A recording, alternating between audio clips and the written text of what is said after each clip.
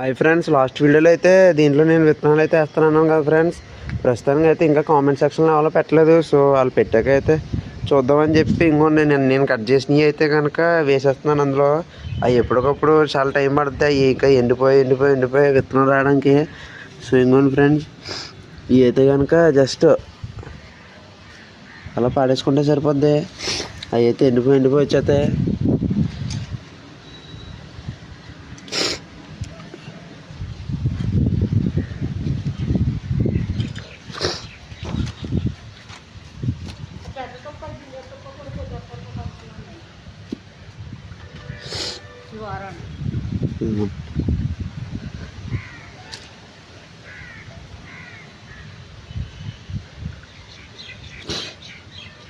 ఇవ్వండి ఫ్రెండ్స్, చూసారు కదా సర్దేశాను.